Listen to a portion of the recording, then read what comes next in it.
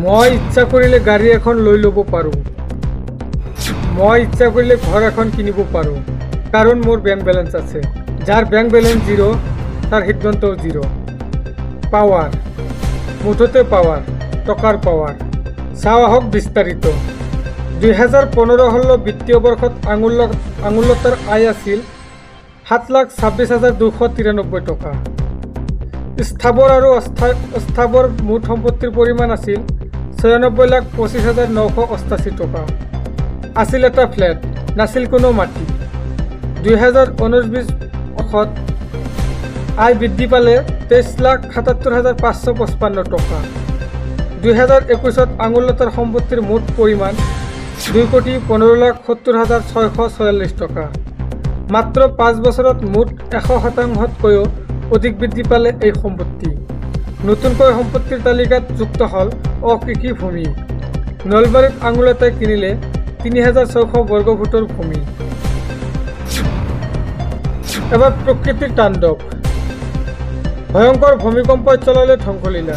6 প্ৰাবল্যৰ ভয়ংকৰ ভূমিকম্পত প্ৰাণ গ'ল 600ৰো অধিক লোকৰ। চাওক এই সবিশেষ। ভয়ংকৰ ভূমিকম্পই তছনছ কৰিলে আফগানিস্তান। 6 ৰিক্টাৰ স্কেলৰ ভূমিকম্পত তাজপাতৰ দৰে খহি পৰিল অট্টালিকা। ভয়ংকৰ ভূমিকম্পত প্ৰাণ গ'ল 600ৰো অধিক লোকৰ। নিশা 6 প্ৰাবল্যৰ ভূমিকম্পই জোকাৰি গ'ল আফগানিস্তান।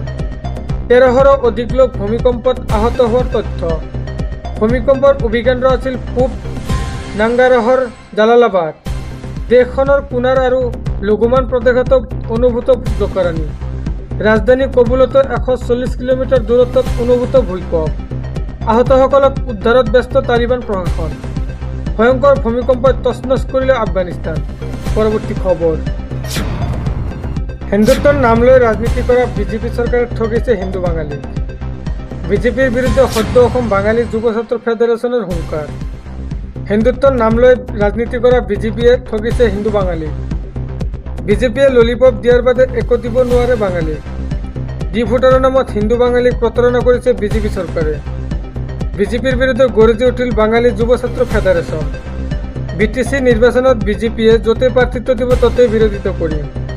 বিজেপিত থকা প্ৰতিগৰাকী বাঙালীয়ে ত্যাগ কৰক বিজেপি দল। একমাত্ৰ ভোটৰ নামত চৰকাৰে ব্যৱহাৰ কৰি আহিছে হিন্দু বাঙালীক। সদ্য অসম বাঙালী যুৱ ছাত্ৰ ফেডাৰেশ্যনে বিজেপিক দিলে হুংকাৰ। বিটিচি নিৰ্বাচনৰ পৰাই বিজেপিৰ বিৰুদ্ধে যুঁজ দিয়াৰ সকিয়নি। লগতে 2026 চনতো বিজেপিৰ বিপৰীত স্থিতি লোৱাৰ হুংকাৰ। এবাৰ মুখ্যমন্ত্ৰীৰ প্ৰতিক্ৰিয়া। বঙালী ভাষা বাংলাদেশৰ ভাষা। কেনেকৈ, কোনে কি কৈছে মই দেখা নাই।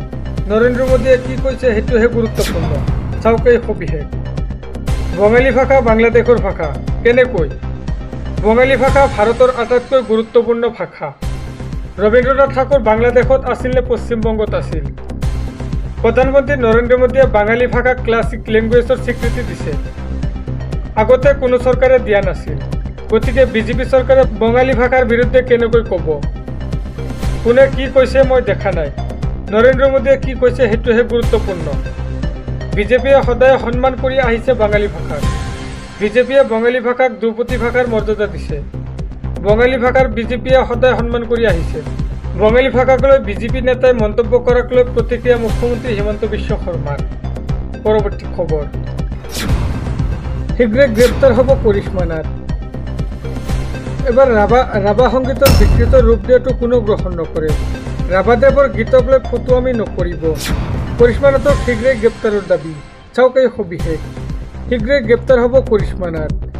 এজাহাৰৰ ওপৰত এজাহাৰ দাখিল কৰিশ্মা নাথৰ বিৰুদ্ধে। তেজপুৰত এজাহাৰ দাখিল কৰিশ্মা নাথৰ বিৰুদ্ধে। তেজপুৰ সদৰ থানাত এজাহাৰ দাখিল বিকাশ নাথ নামৰ এজন যুৱকৰ। ৰাভা সংগীতক বিকৃত ৰূপ দিয়াটো কোনেও গ্ৰহণ নকৰে। ৰাভাদেৱৰ গীতক লৈ ফটুৱামি নকৰিব। বিষ্ণুপ্ৰসাদ ৰাভাক লৈ জ্ঞান নাই কৰিশ্মা নাথৰ।